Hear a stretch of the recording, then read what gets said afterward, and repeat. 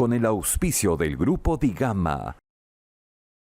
Bienvenidos a Rumbo Minero. Mi nombre es César Campos y en esta ocasión vamos a conducir el programa junto a Miguel Zavala, este primer programa del 2024, deseándoles por supuesto a todos ustedes un venturoso año y que sea de prosperidad. ¿Cómo estás, Miguel? ¿Qué tal, César? ¿Cómo estás? Un gusto estar contigo el día de hoy. Así es, hoy día tenemos, Miguel, un buen programa para analizar las proyecciones y qué nos espera en el campo económico y del tema económico vinculado a la minería, por supuesto, un tema que vamos a tratar con Luis Miguel Castilla, exministro de Economía y Finanzas y también director de Vidensa Instituto. Así es, César, y también tendremos la presencia de Miguel Inchaustegui, ex ministro de Energía y Minas y director independiente en Candente Cooper, con quien vamos a tratar el tema de liderazgo y qué acciones concretas se deben tomar contra la minería ilegal. Dos temas importantes y que nos demuestra la necesidad de darle proyección y una visión, una perspectiva a lo que va a ocurrir en el campo minero a lo largo de este presente año 2024. Vamos con las noticias mineras de la semana a cargo de Gabriela Chicoma.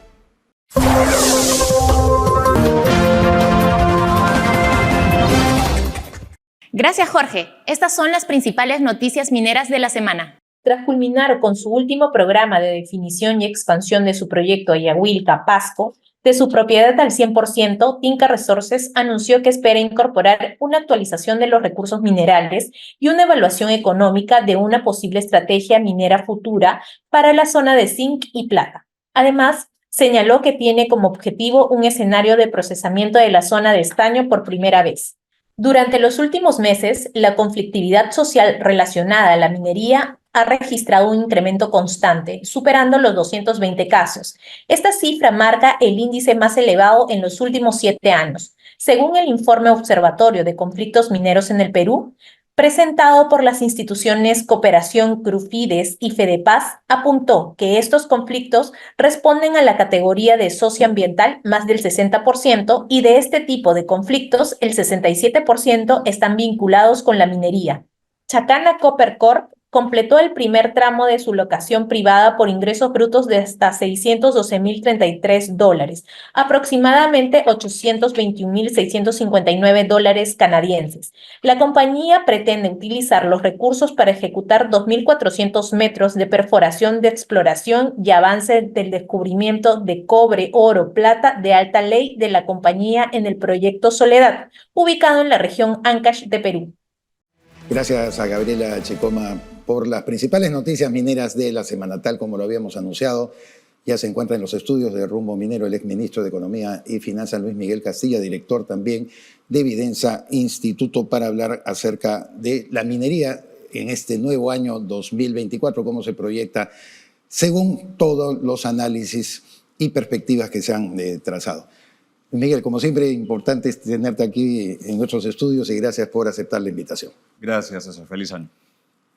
A mediados del mes de diciembre ha salido un informe en el Diario del Comercio del Instituto Peruano de Economía en la que se señalaba que la economía peruana de 13 regiones terminaría en un año negativo, pero destacaba que en ninguna de las 16 regiones mineras hubiera obtenido un resultado positivo en el tercer trimestre si se hubiera prescindido de esta industria. Sigue siendo entonces la minería una palanca importante para nuestro desarrollo e imagino que este año que empieza deberíamos tomarlo en cuenta focalizando todos los proyectos pendientes. Así es, no solamente en las regiones, sino a nivel macro, el aporte de la minería ha sido sustantivo el año pasado, pero uno ha visto, si uno ve trimestre tras trimestre, el aporte de la minería ha ido bajando y ya la incorporación de la nueva producción ya se internalizó, digamos, y no hay proyectos grandes evidentes, ¿no? El año pasado se destrabaron más o menos $1.000 millones, el equipo especial del MEF, pero son ampliaciones, no son nuevos proyectos claro, de envergadura que sigan apuntalando la minería y ciertamente sin minería las regiones más afectadas. Han sido inversiones de reposición, ¿no? Correcto, de ampliación, brownfield como se denomina, pero proyectos nuevos no han habido. Exacto. Luis Miguel, la inversión minera habría cerrado el 2023, bueno, aún no tenemos las cifras exactas, pero con un promedio de una caída alrededor del 18% según estimaciones del Banco Central de Reserva. Sin embargo, se espera un mejor aliento para este año 2024, pese al ruido político, de acuerdo a Citi Research, en la que indica que habrá un retorno de la inversión minera extranjera y local para este año. ¿Compartes estas opiniones o estos análisis? A ver, la caída va a ser menos pronunciada este año. Según el Banco Central, va a haber una caída en torno a 6 o 7%. Y si uno más bien mira con una perspectiva más larga, hoy en día la minería promedia más o menos entre 3.000 a 3.500 millones de dólares anuales, que es una tercera parte de lo que se invertía hace 10 años, donde el promedio era entre 9.500 a 10.000 millones todos los años, dólares. Entonces, estamos ante una fracción de lo que era el pasado y eso obviamente responde a un conjunto de factores, pero resulta un poco contradictorio que un entorno de precios aún elevados, en un entorno en el cual la transición energética sigue siendo fundamental. Tuvimos el año pasado la COP28 y se ratificó la necesidad de acelerar este proceso de transición que es intensivo en metales como el cobre.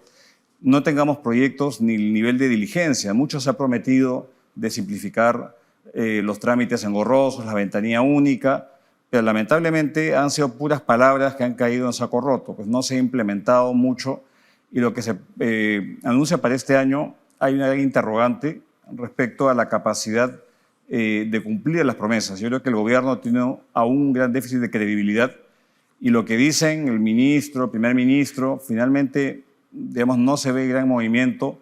Entonces esperemos que esto se revierta en parte este año, pero estamos a una fracción de lo que estábamos hace 10 años. Es que a veces da la impresión, Miguel, que hay acciones subalternas o subterráneas, vamos a decirlo así, dado que, por ejemplo, el ministro de Economía y Finanzas, Alex Contreras, se muestra muy optimista y anuncia que en el año 2024, que estamos iniciando, se van a destrabar por lo menos 46 proyectos, pero también a fines del año pasado en el diario Gestión sale una información en que la restricción a la minería ahora abarca el 40% del territorio peruano. Es decir, hay una burocracia que cada vez está quitándole más espacio a la minería formal para áreas de explotación y de exploración.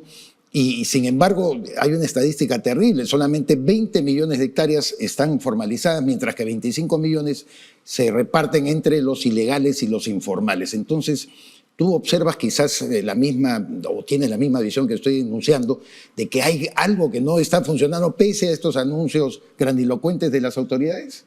Sí, hay una desconexión entre lo que se anuncia y la realidad, porque a lo que tú has dicho, César, se suma un hecho. Tenemos 85 millones de hectáreas que están poseídas por el crimen organizado, le hace minería ilegal, y tenemos proyectos de ley en el Congreso que tratan de impulsar un ordenamiento territorial que nuevamente no es que busca la complementariedad del desarrollo territorial, sino la exclusión.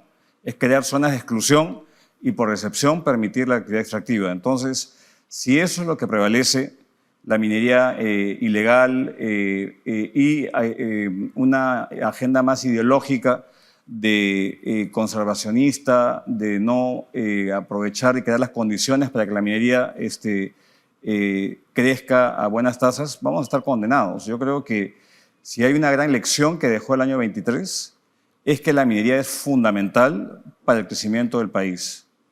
Y cuando ésta se apaga el resto del país. Y eso es una verdad indubitable que espero que las autoridades tomen conciencia. Mucho también depende de los gobernadores regionales que entran en su segundo año y que depende de la voluntad política. El gobernador de Arequipa tiene, por ejemplo, una posibilidad de apuntalar un proyecto como Tía María, de haber voluntad política. La empresa está creando las condiciones de acceso al recurso hídrico, pero falta perder el miedo de tomar decisiones y esta actitud timorata de las autoridades nacionales o regionales evidentemente pasan factura y los recursos se van a otro lado o las inversiones siguen postergadas o se mantienen en un nivel relativamente mediocre para lo que podrían estar dadas las oportunidades que tenemos. Luis Miguel, hablando del tema de la minería ilegal, quería tener tu opinión sobre el tema del Reinfo, si es que tú consideras que esta debería desaparecer. Bueno, hay otros entendidos que hemos tenido aquí en el programa que indican que debe reformularse, replantearse, revisarse. ¿Cuál consideras tú que debería ser el futuro del Reinfo? Yo creo que el Reinfo conceptualmente tenía, digamos, unos objetivos loables, pero evidentemente se ha desvirtuado por completo.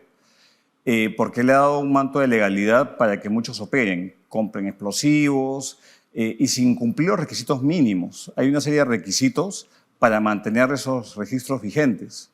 Eso no se ha mantenido y han habido 4 prórrogas en el Congreso. Ahora, este año, a finales del año, creo que expira nuevamente y va a haber probablemente una fuerza muy grande por renovarla. Y la minería ilegal tiene representación en el Congreso. Entonces, ahí vamos a ver si es que efectivamente eso se da. Creo que se tiene que hacer un esfuerzo concienzudo que vaya más allá del reinfo, que tiene que ver con toda la cadena, incluyendo la comercialización, la transformación, las competencias, porque hay muchas que están en el ámbito regional. Quizá darle más dientes a la UEFA y a otras entidades de fiscalización, porque es un tema que a mí me preocupa muchísimo, Miguel, de que esto se vaya a contagiar a áreas de minería formal. Patás, La Libertad es vecino de Cajamarca. Y esta actividad puede, seguir por la falta del vacío de poder que hay en el país. Y esto es la tierra fértil para bandas transnacionales, criminales, con un enorme, no solamente costo social y humano, sino la reputación del país. No solo las áreas vecinas, hablemos también de la Amazonía, hablemos de Puno, donde también se desarrolla acción de minería ilegal y que evidentemente esto podría cubrir también otras áreas geográficas. Claro, y hay un tema social que no creo que hay que, subestimarlo, porque hay 500.000 personas, claro, como mínimo, que dependen de esa actividad. Y no es que de pronto uno vaya, la prohíba y esa gente, ¿qué hace? ¿No? Entonces yo creo que es un tema que no tiene una solución fácil, que tiene que tener una mirada totalmente integral, pero obviamente prorrogar estados de emergencia, militarizar la zona, yo creo que es una solución de corto plazo, pero no resuelve la actividad ilícita que lamentablemente está trabajando con el narcotráfico, está trabajando con el crimen transnacional, y lidiar con ese problema es muy, muy difícil. Entonces creo que es un gran reto que tenemos como país, no solamente esta fijación de sobreregular al sector formal, claro, sino de encarar este problema, que es un problema nacional y poco o nada se está haciendo. Es verdad que tenemos un pesimismo absurdo como peruanos, que no miramos oportunidades cuando estamos hablando de esta clase de problemas. A ver, yo diría que yo tengo un optimismo cauto hacia este año que empieza. Yeah. Tenemos elementos para decir, podemos acelerar el crecimiento. Menor inflación, bajan las tasas de interés, un niño que se ha debilitado y ojalá sea, no sea fuerte, y el impulso fiscal que se aprobó el año pasado, bueno, ojalá que ahora dé efecto, ¿no? Y esto, si es que hay un poquito de sensatez y que se compra en el pleito a nivel del gobierno y el Congreso sea menos, desconectado de la realidad nacional, podría ser un año de un crecimiento mayor, obviamente, al del año pasado, pero en el mejor de los estimados estamos en 2%, que es totalmente insuficiente. Yo le añadiría, somos anfitriones de la cita APEC por tercera vez y creo que si tomamos conciencia de la importancia que tiene este encuentro de las principales economías, las economías líderes del Asia-Pacífico, pues también podemos desarrollar cierto optimismo en base a ello, creo yo. Ojalá, es una gran oportunidad, pero depende pues, que lo internalicen quien debe internalizarlo, que son las autoridades a todo nivel. Ojalá que así sea y que eso nos permita acelerar el crecimiento, que es fundamental para recuperar estos años perdidos que hemos tenido en el país. De acuerdo. Luis Miguel Castilla, exministro de Economía y Finanzas, director de Videnza Instituto, estuvo con nosotros. Muchas gracias y estaremos contigo en una próxima oportunidad. Gaby Chicoma tiene información sobre Expomina 2024. Muchas gracias. Expomina Perú, el encuentro minero más grande e importante del 2024, con 16 años de trayectoria, con la participación especial de Estados Unidos como país minero invitado. Expomina Perú es el único evento peruano certificado por el Departamento de Comercio de los Estados Unidos. No se quede fuera y forme parte de este gran evento minero. Separe su stand en Expomina Perú. Para mayor información, visite nuestra web www.expominaperú.com. Somos la marca de lubricantes que mueve al Perú. Desde las motos que recorren las calles, hasta las maquinarias que operan en las minas. Desde los autos que te llevan a tu destino, hasta los más veloces del mundo, que necesitan un rendimiento óptimo. Móvil está presente en todos los sectores, ofreciendo lubricantes de alta calidad que cuidan el desempeño de tus equipos.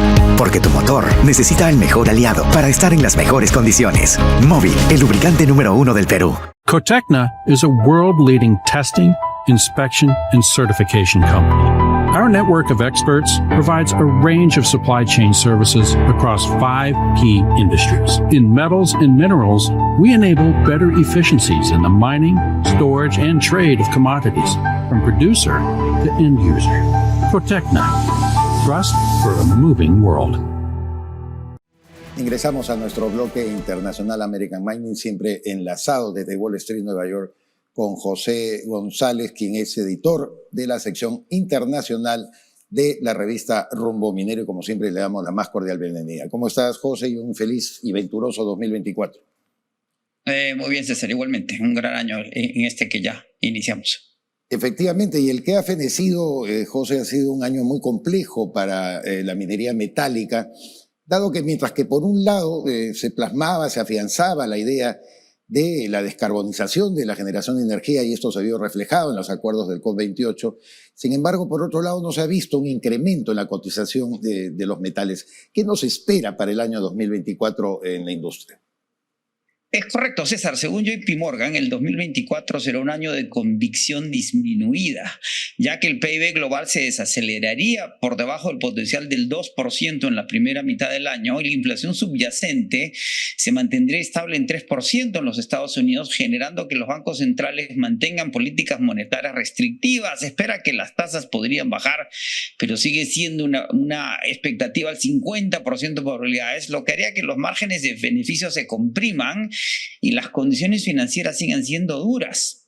Según el Banco de Inversión, las tasas de interés de finales de ciclo y la inflación seguirán siendo un tema global en los mercados globales, lo que seguiría afectando las expectativas frente a la cotización de metales y minerales. Así, revisemos los contratos en este año que empieza futuro en los mercados de materias primas. Los futuros del oro, al cierre de este año, al inicio de este año, al cierre del año pasado, al inicio de este año, establecían que el más precioso de los metales podría estar cerrando el año 2024 en niveles de $2,126 la onza, a pesar de que los gold bugs, los fanáticos del oro, apuestan por cotizaciones que superen los niveles de 2,200.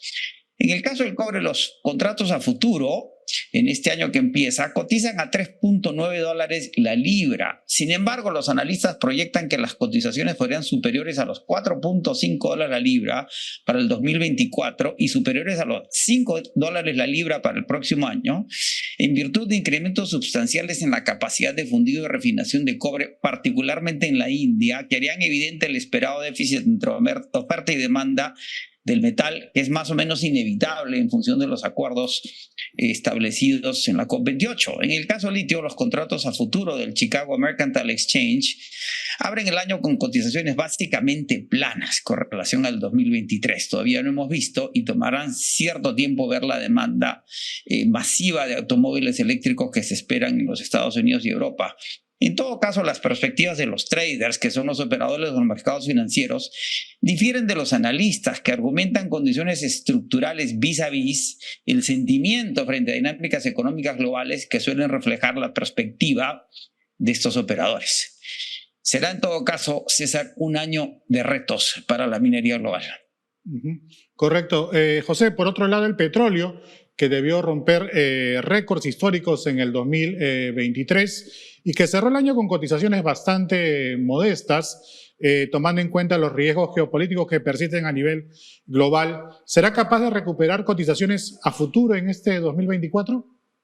Situación compleja la del petróleo, Miguel. Los contratos de Brent, que como sabes es el crudo del Mar del Norte, que es el marcador del precio del crudo, abren el año con cotizaciones que para diciembre del nuevo año, de este 2024, de realizarse, implicaría un declive en el precio por barril de más o menos 1%. Según los futuros, el petróleo, que cerró en $78 el barril el año pasado, cerraría en $77 el barril este año.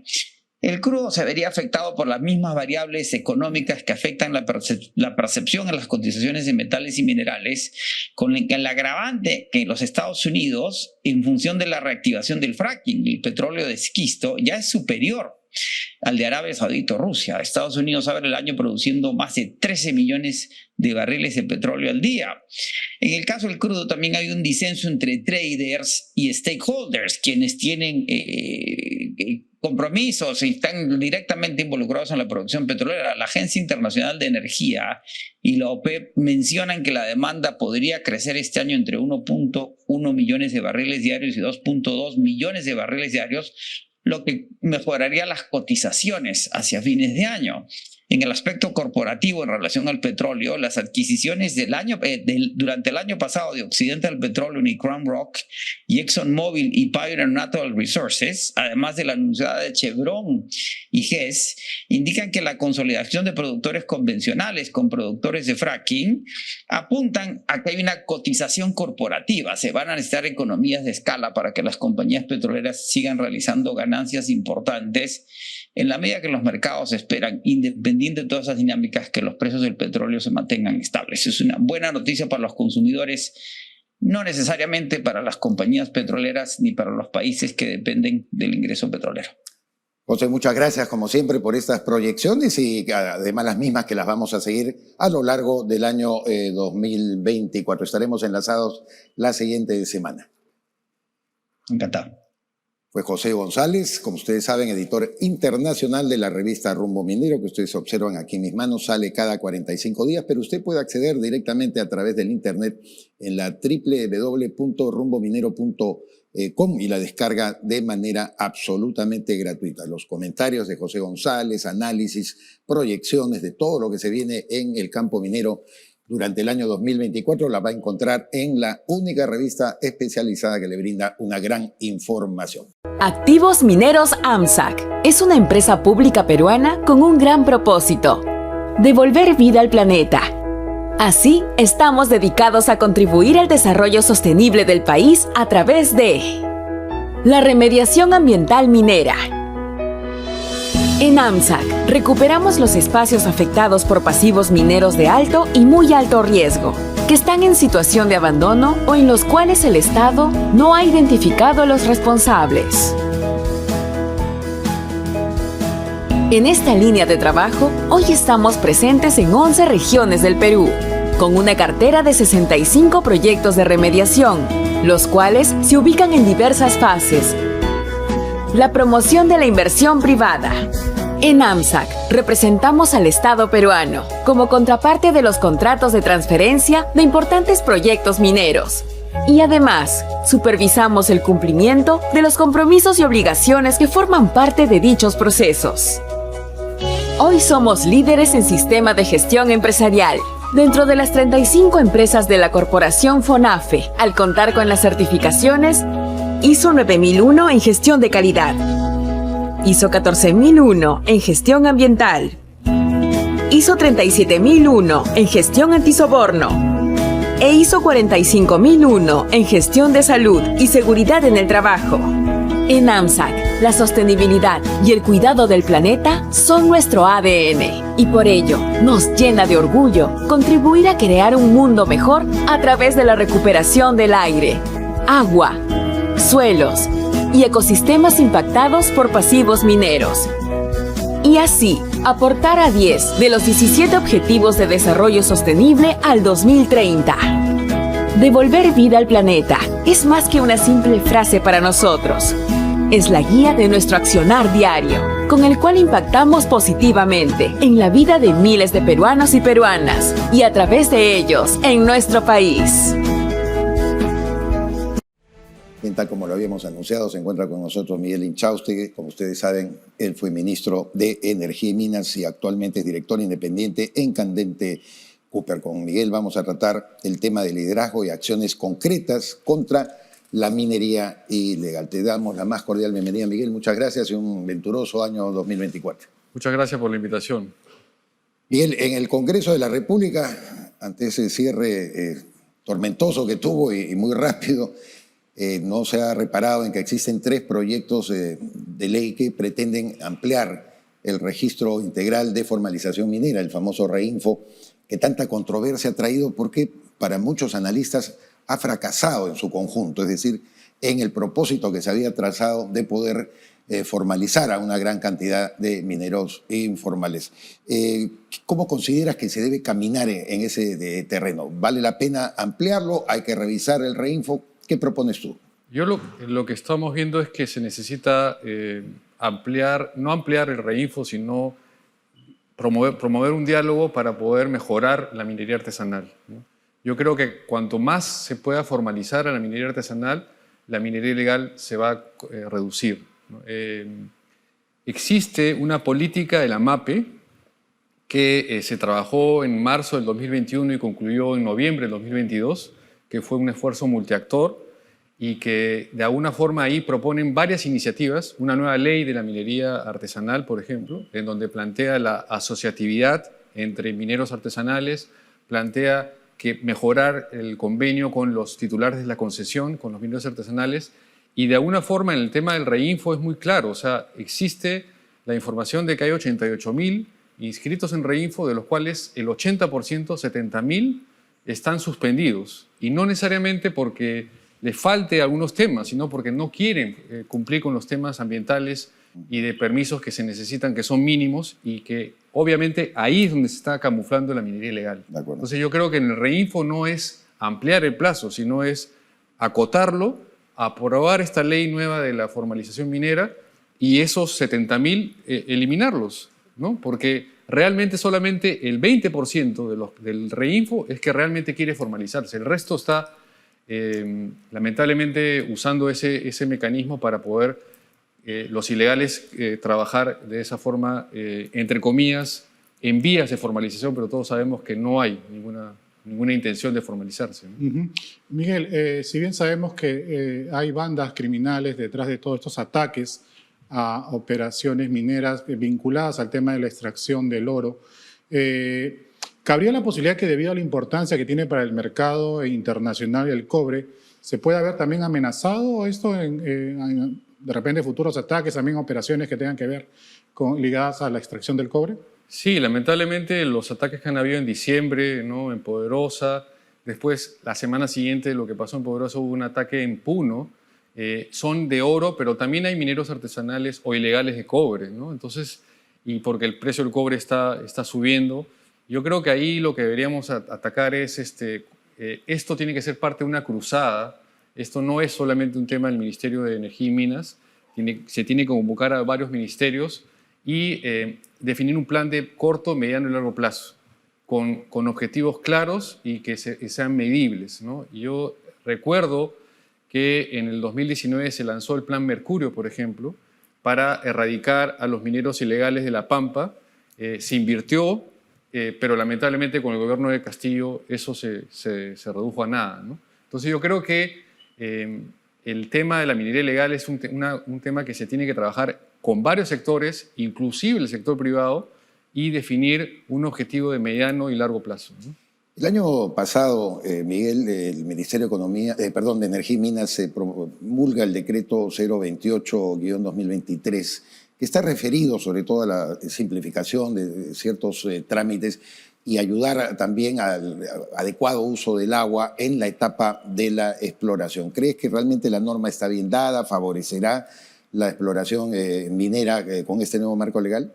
Sí, yo creo que es un paso interesante. Lo que se está haciendo es que los temas de agua con el tema para explorar vaya en paralelo, en forma simultánea.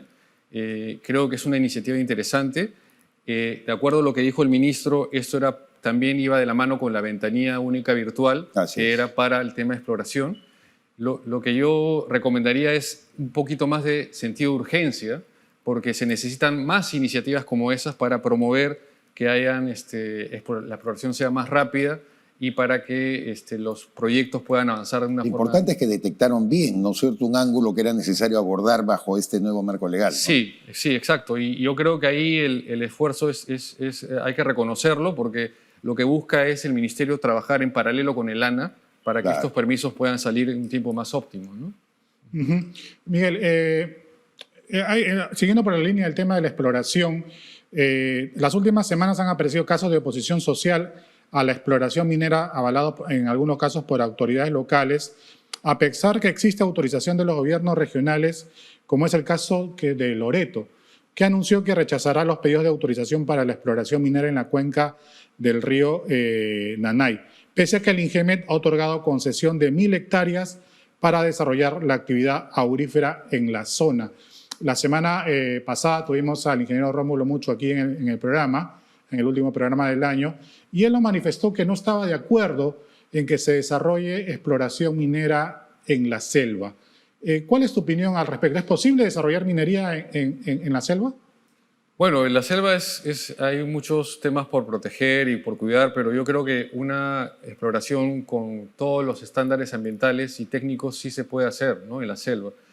Justamente pasa porque los permisos sean de acuerdo a los estándares ambientales y sean bien trabajados y bien en forma participativa y se reconozca la opinión de la gente de la zona. Yo creo que lo mismo que está pasando en Loreto está pasando, por ejemplo, en Ayacucho, en donde en la zona cerca a una laguna, el alcalde ha dicho de que no debe haber minería en cabecera de cuenca, por ejemplo. Es un tema que falta regular. Yo creo que ahí no hay que excluir a ninguna actividad, sino incluir a todas las actividades, pero dentro de un cumplimiento de los estándares ambientales y técnicos, ¿no? Bueno, sí. En ese sentido, yo creo que, y hay que recordar también que la concesión minera es un título que se da en una área, pero de ahí uno tiene que presentar su permiso ambiental y ser aprobado, y en esa evaluación es donde se excluyen las zonas que hay que cuidar, ¿no? Entonces, yo lo que aliento es a que haya mayor diálogo técnico para poder determinar bien en qué áreas se puede hacer actividad exploratoria y en qué áreas no, ¿no? Bueno, Colombia y Brasil han tenido un acuerdo binacional para efectos de controlar la minería ilegal en la zona amazónica, que comparten, por supuesto, y esto ha sido denominado Maloca Grande, todo un operativo que, bueno, también se ha diseñado en base a la destrucción de ciertas maquinarias destinadas al uso, a la explotación de la minería ilegal.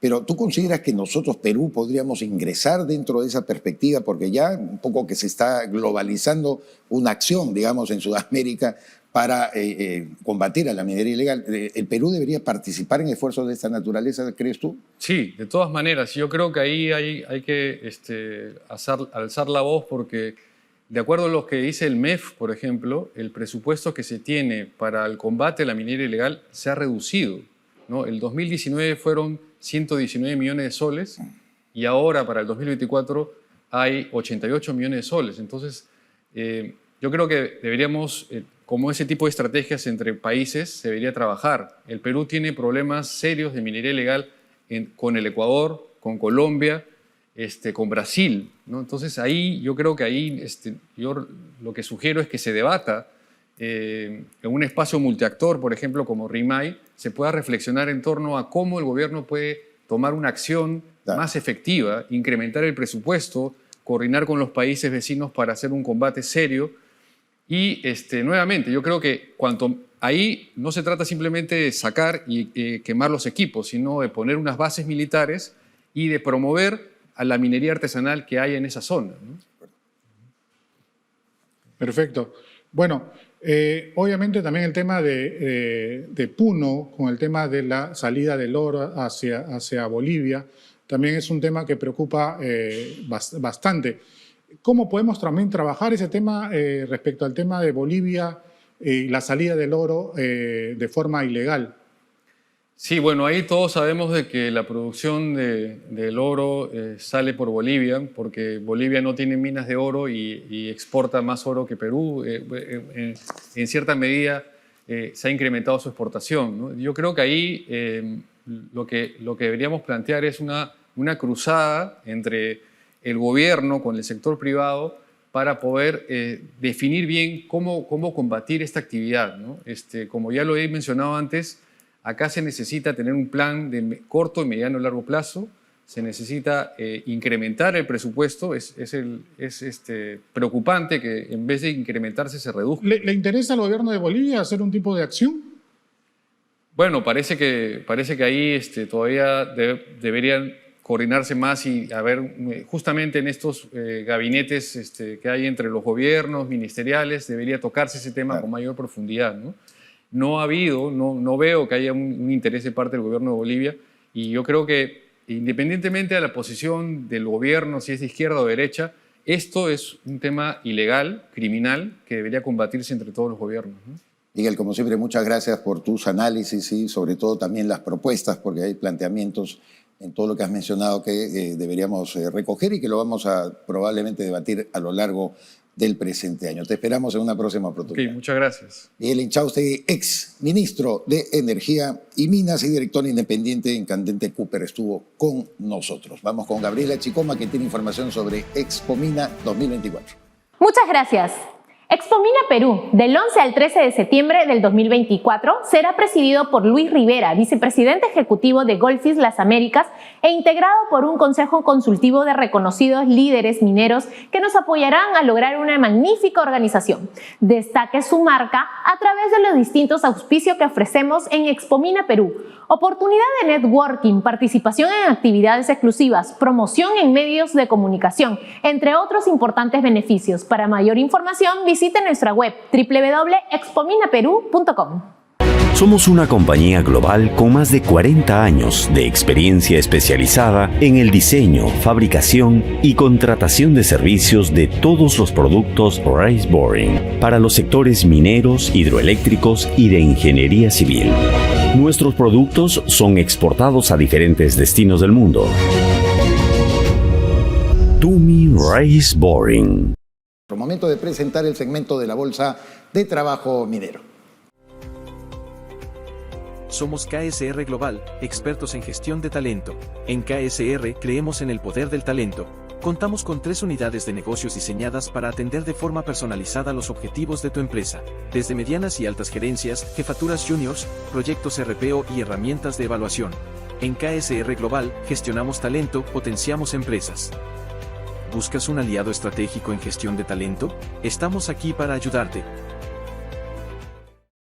Bien, llegamos al final del programa. Muy interesante, Miguel, en este primer programa del año 2024, Rumbo Minero, conversar con Luis Miguel Castilla y también con el exministro de Energía y Minas, Miguel Inchaustegui, porque nos han brindado enfoques acerca de cómo podemos observar las perspectivas que se pueden desarrollar en el presente año para recuperar la conciencia de que la minería es la palanca económica más importante del Perú. Destaco una frase de Luis Miguel que tiene un optimismo cauto. Un optimismo cauto frente al pesimismo absurdo que nos atribuye el ministro de Economía y Finanzas, el doctor Alex Contreras, que sin duda alguna es mi punto de vista muy personal, creo que ya está políticamente agotado. Hay que dar un paso al costado, nombrar otro titular, sobre todo en un año de grandes expectativas, como lo que se tiene que desarrollar por lo que nos ha explicado Luis Miguel Castilla.